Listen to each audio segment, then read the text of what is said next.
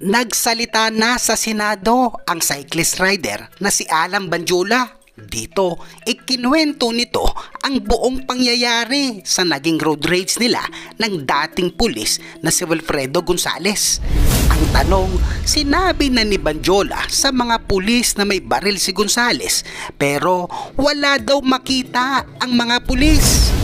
Pagdating po ng pulis, pinakalma niya po yung sitwasyon.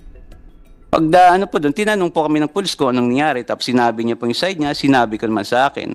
Binigyan din po ako ng payo ng pulis doon, ni Seradan. Sabi niya, susunod, huwag kang basta-basta tatapik ng kotse kasi hindi natin alam baka yung mga taong ganyan, may pinagdadaanan, mainit yung ulo. So siguro, baka na-tsempo lang na sa kanya ka na ano. So ako naman po, inamin kay Seradan, sabi ko, talagang nagit-git lang po ako, Sir Kako. Matagal na po ako nagbabike, may 10 taon na. Pumupunta po ako ng Makati, Paranaque, binabike ko lang po yan. So, sabi ko, talagang first time kong ginawa tumapik ng kotse. Kasi, maski sa akin po yun, nagmamaneo din po ako. Pag tinapik, magagalit din po ako. So, sabi ni Ginoong Seradan, sabi niya, hindi namin pwede arestuhin si Ginoong Gonzales. Wala naman kami nakitang baril eh. So ganito na lang, sabi tatawag tayo sa traffic sector para maayos to at magawa ng incident. Hindi mo sinabi na may baril? Sinabi ko po sa kanya. Tapos ano sabi ng pulis? Wala naman po silang nakitang baril, sir eh. Wala silang nakitang baril? Opo, pagdating po nila. Sinumbong mo? Sinumbong kasi may ko. baril yan, Opo. Kinasahan ako. Opo, pero sabi nga nila, wala po silang nakitang baril, kaya hindi po nila pwedeng arestuin. First Adan. Dagdag pa ni Banjola, siya na di umano mismo ang nagpakumbaba at siya na ang nakipag-ariglo kay Gonzales. Napag-isip-isip ko, Kako, malaki abala na sa akin to eh. Unang-una, walang kasama yung mga anak ko sa bahay, wala yung misis ko po. So naisip ko naman po, Kako, wala namang mawawala sa akin kung magpapakumbaba ako, Kako. Total, wala namang nangyari sa akin. So kinausap ko po yung si officer, yung sa investigador po, Kako, sir, magkano bang babayaran ng yung mga nadadami sa kotse na ganyan? Sabi ko, wala kasi akong idea eh.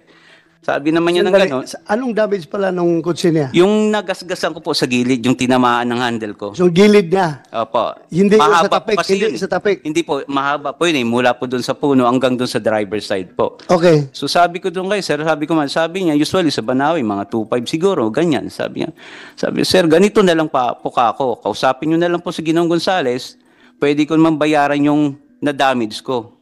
Sabi ko, pwede kami mag-usap, tawagin niyo po, mag-usap kami yung lalaki sa lalaki. So nga po, siguro, dahil nag-subside na rin yung galit ni Ginoong Gonzales, nagharap po kami dalawa.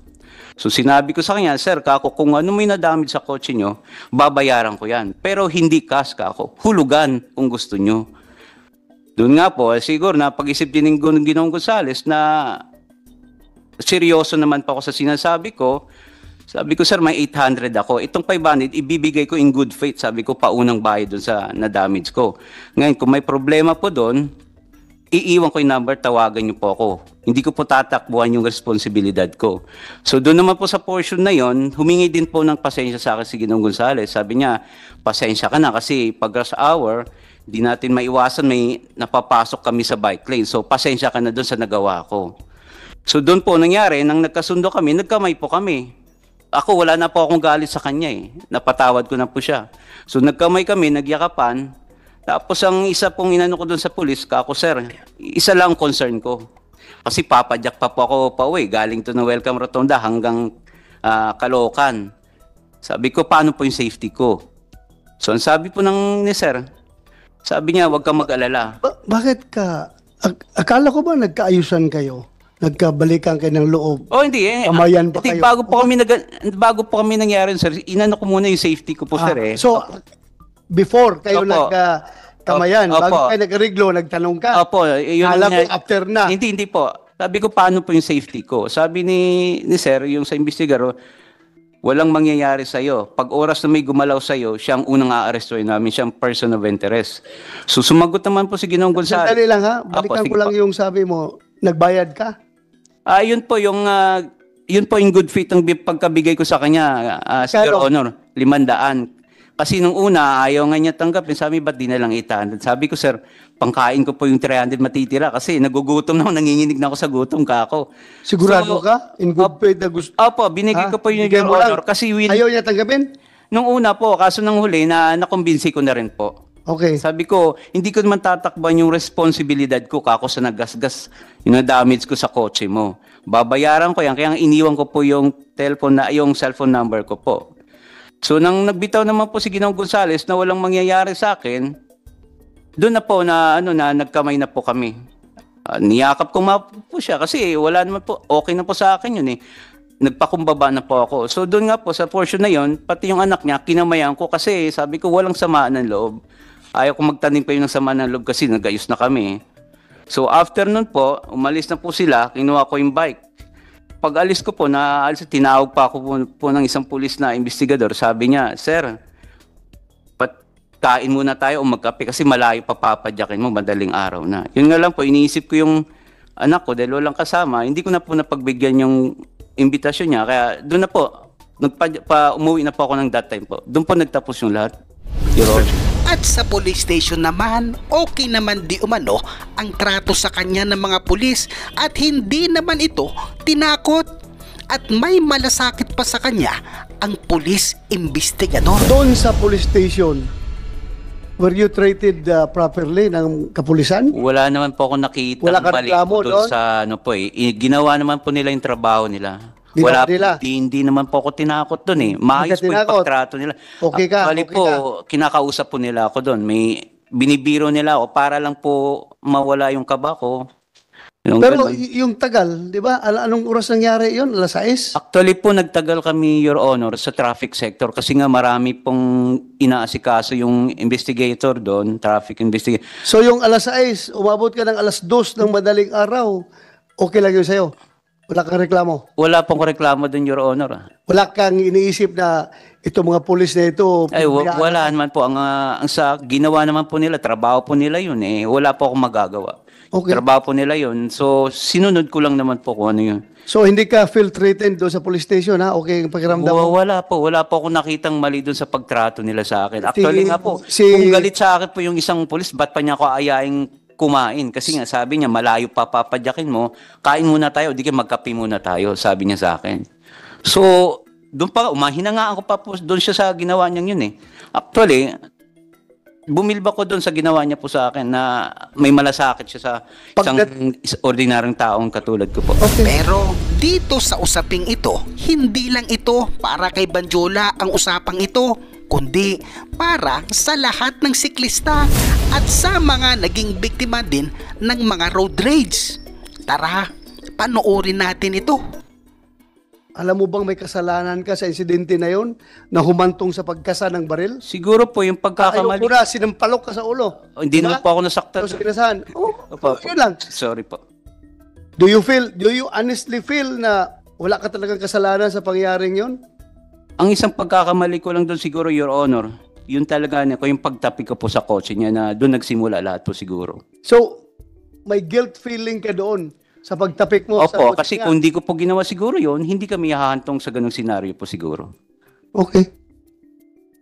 Thank you.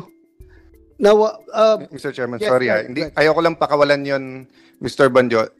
Kasi sinabi mo di ba? Kung hindi mo naman tinapik, dalawa lang mangyayari sa'yo. Opo. Masasagasaan ka o masasagasaan mo yung mga tao, di ba? Opo, yung pasahero. So hindi mo kasalanan yon. Kumbaga self-defense, self-preservation yun na pag hindi mo tinapik, di ba? Iba yung nang inis ka lang, na tinapik mo siya kasi nga nagagalit ka sa kanya, yung how do I put it, taking the law into your own hands. Galit ka sa kanya because he violated the law, therefore tinapik mo siya. Iba yon dun sa survival mo kasi. Of course, he didn't know that during that time. But just for the record, Mr. Chair, kasi nga, I don't want it to appear na survival mo na nga di ba? Kasi maraming siklista nanonood ngayon na kailangan matuto din ang mga drivers at ang publiko. Actually po, Your Honor, first time ko pong ginawa yun sa buong buhay ko ang magtapik ng kotse. Hindi, napasok lang po talaga siya doon sa bike lane, nagawa ko lang po talaga yun. Dahil wala na po akong choice that time. Kahit sino po sa atin, pag nalagay sa ganung sitwasyon, gagawin po yung gagawin ko. tsaka, alam mo, Mr. Alan Banjola, yung presensya mo ngayon dito sa hearing na ito, you are not only representing yourself, you are representing the whole biking community na nakatikim ng pambubuli ng mga four wheels na sasakyan. Yan ang isipin mo, ha? You're not fighting for yourself. Okay na kayo eh. Nagkaregluhan na kayo eh. Okay na yun. Wala na problema. Pero, alam mo ba, kung ilang biker sa buong Pilipinas ngayon na mas grabe pang nangyari sa'yo, hindi lang kinasahan ng baril, pinutukan pa ng baril. Actually, marami Ha? po nakita, Your Honor. Marami yan. Kaya nga, nagpasalamat ako, andito ka. Opo. Para itong lahat ito, maayos natin. Para, hindi lang ito para sa'yo. Magpakatulungan mo rin kapwa mo. Siguro, Tao ka. siguro masasabi ko lang dyan, Your Honor, lagyan nila ng pangil na batas yung bike lane. Dapat irespeto po nila. Salamat. Yun lang Salamat po. sa yung suggestion. Kasi kung meron po talagang nire-respeto yung bike lane, wala pong papasok dun eh. Ito, tanungin kita. Apo. May nakita ako sa interview ni Mr. Willie Gonzales na minumura mo daw siya. Kaya uminit ang ulo niya. Namura mo ba siya? Saksi po ang Diyos, Your Honor. Hindi ko po siya namura talaga. Tapos ganito, Apo. ginano mo pa daw siya. Hindi ko po ginawa yun, Your Honor. Ba't ko naman Hindi po mo ginawa? gagawin sa kanya? Kasi nga nakita ko na po siya, may edad na po eh. Tapos sininyasan mo pa daw siya na habol ka kung gusto mo. Parang ganun. Kung gusto ko po, Inahamon mo siya na habulin mo siya. kung gusto ko po siya, kung may nagawa pong kasalanan sa kanya, Your Honor, at tatakasan ko siya, doon pa lang po sa Welcome Rotonda, pwede ko na po siya iwan. Iikot lang po ako doon, may harang na bari, pagtawid ko sa kabila, hindi niya na po ako mahabol. No? So, sa tingin mo, anong action mo na nakaprovoke kay Mr. Willie Gonzales? Bakit kanya hinabol hanggang sa sinide-sweep kanya para mapahinto ka, para Siguro- mapanagot ka sa iyong kasalanan? Anong kasalanan mo? Siguro po, Your Honor, yun lang po talagang pinakakasalanan ko, yung matapik ko yung ano niya. Siguro na po, ng time na yun, baka wala po siya sa mood. Sa akin lang po talaga na ano yung galit niya siguro, nang natapik ko yung kotse niya. Hindi. Wala ka pakialam sa mood niya. Pakialaman mong safety mo, yung sarili mo. You do not huwag mong i-justify yung action niya. Opo, You opo. justify your own action. Yun lang po siguro nagawa ko, Your Honor, yung pagpasok niya sa bike lane na natapik ko yung kotse niya. O yun lang, ang tingin mong Yun po kasalanan siguro mo. nag-provoke sa kanya. So walang murahan, walang finggiran, Wala. walang hamunan. Basta humantong na lang sa batukan at kasahan ng baril. Yun lang. Yun na po, Your Honor, siguro ang nakikita kong dahilan. Yung pagtapik. Opo. Kaya kahinabol niya. Opo. Other than that, hindi ka niya ipupurso, sigurado. Wala po, yun na po nakikita kong dahilan, Your Honor. At you think kasalanan mo yun, yung pagtapik ng kotse niya? Siguro, Hindi, siguro. From your perspective as a biker, nandoon ka sa bike lane at gusto mo mag-survive para hindi ka malaglag, Opo. hindi ka maipit, tinapik mong kotse niya na, uy, andito ako, Opo, bike lane naman ito. opo. Kasalanan mo ba yon? Kasalanan niya po. Ha? Kasalanan niya po. Kasalanan niya. Kasi pumasok siya sa bike lane po. So, ganon. Opo. So, ang tingin mo, sa tingin niya, kasalanan mo yung pagtapik ng kotse niya. Opo. Okay.